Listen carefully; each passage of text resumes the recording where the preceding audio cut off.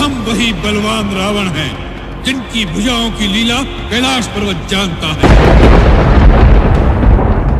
हमारी शूरवीरता को उमापति महादेव जी ने स्वीकार किया। अपने शीश रूपी पुष्प चढ़ा चढ़ाकर हमने जिसकी पूजा की, जिसको प्रभु श्री राम के हाथों मोक्ष मिले, लाखों वर्ष और कई युग बीत गए, उसी सतयुगी रावण के प्रतीक को जलाकर कितना खुश होता है हमारा समाज।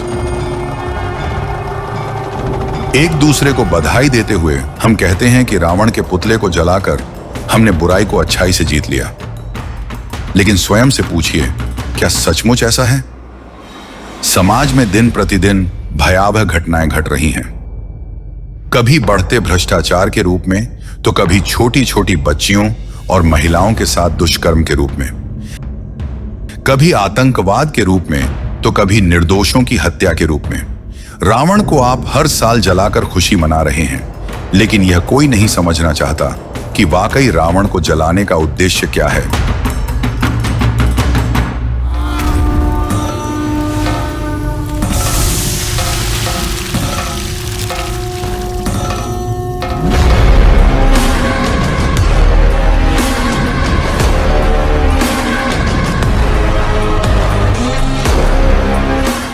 ऐसे हजारों लाखों दानव और दैत्य इंसानी चेहरे लिए आज समाज में आपके चारों ओर घूम रहे हैं।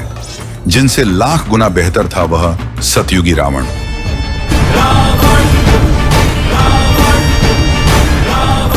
जिसे जलाकर आप समझ बैठे कि अपने बुराई को जीत लिया।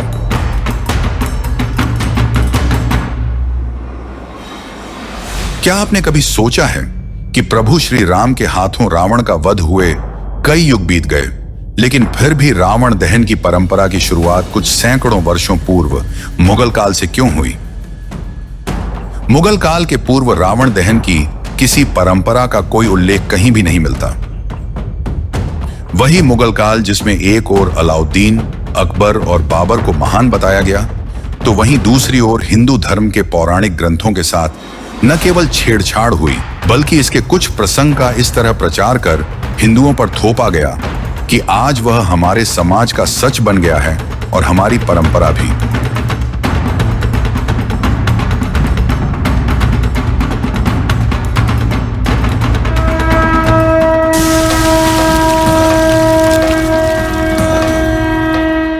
कभी विचार किया है आपने कि यदि माता सीता के हरण के बाद हिंदुओं को हर साल रावण के प्रतीक को जलाने की ओर आकर्षित किया गया, तो फिर हम मोहम्मद गजनी से लेकर औरंगजेब तक के पुतले क्यों नहीं जलाते, जिन्होंने लाखों हिंदू युवतियों का हरण भी किया, शोषण भी किया और उन्हें बाजारों में भी बेचा।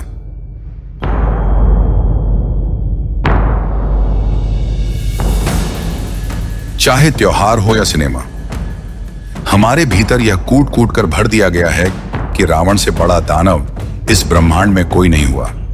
और हमने भी कोशिश ही कहां की कभी यह जानने की कि क्या रावण वास्तव में वही था जो हमें बचपन से बताया गया। लेकिन आज मैं आपको सत्य बताने का प्रयास करता हूं।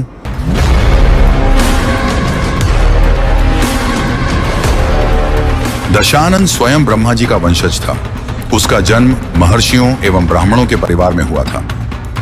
रावण के पिता आर्षि विश्रवा थे, जो स्वयं आर्षि पुलस्त्य के पुत्र थे। वही आर्षि पुलस्त्य जो ब्रह्मा जी के मानस पुत्र कहे जाते हैं। आर्षि विश्रवा ने अपने पुत्र का नाम दशाग्रीव रखा था, जिसे बाद में दशानन के नाम से भी जाना गया। रावण की 10 सिर वाली छवि केवल उसे एक भयंकर असुर के रूप में दिखाने का प्रयास है।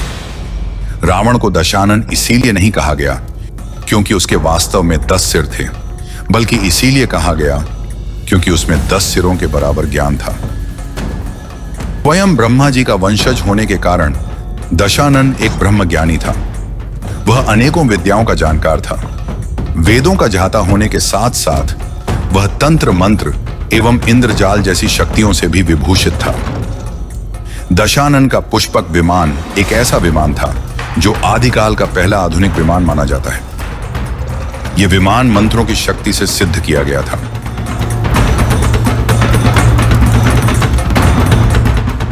दशानन भगवान शिव का परम भक्त था।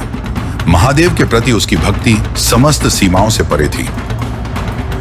ऐसी असीम भक्ति और प्रेम देखकर स्वयं महादेव भी दशानन को आशीर्वाद प्रदान करने से स्वयं को रोक ना सके।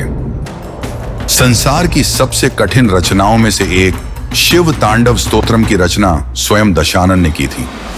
यह अद्वितीय रचना हाथ में कलम लेकर बैठकर सोच विचार कर लिखी हुई रचना नहीं थी, बल्कि भगवान शंकर को कैलाश पर्वत सहित उठाकर अपने साथ लंका ले जाने का प्रयास करने पर महादेव ने दशानन की परीक्षा लेने के लिए कैलाश पर्वत पर अपने पांव का इतना भार रख दिया था कि रावण के दोनों हाथ कैलाश पर्वत के तले दब गए। तब उसी अवस्था में पीड़ा से कराहते हुए दशानन ने शिव तांडव स्तोत्र की रचना की और अपने बुलंद स्वर में इस स्तोत्र को गाकर महादेव को मनाया। ऐसी अनोखी सुंदर लयबद्ध रचना को सुनकर महादेव खींचे चले आए और दशानन को दर्शन दिए।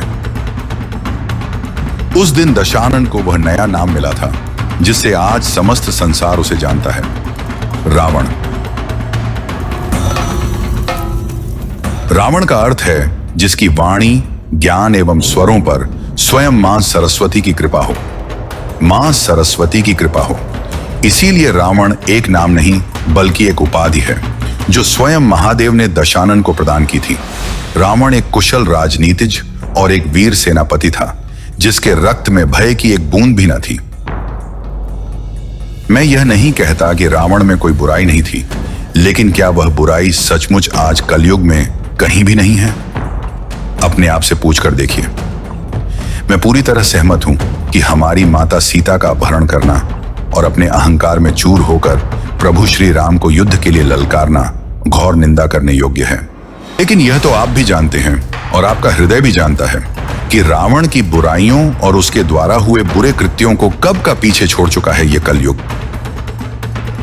मैं यह नहीं कहता कि रावण पूजनीय था, लेकिन हां, मैं यह जरूर कहूंगा कि रावण के द्वारा हुए अपराधों का दंड उसे स्वयं भगवान के हाथों मिला, जो सारे संसार ने देखा।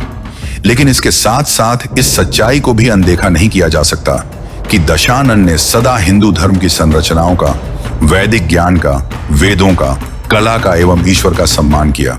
उसने भगवान शिव शंकर की अद्वितीय भक्ति कर सनातन धर्म का परचम बुलंद किया। यदि आप उसकी बुराइयों को जानते हैं तो उसकी अच्छाइयों से भी कुछ सीखिए।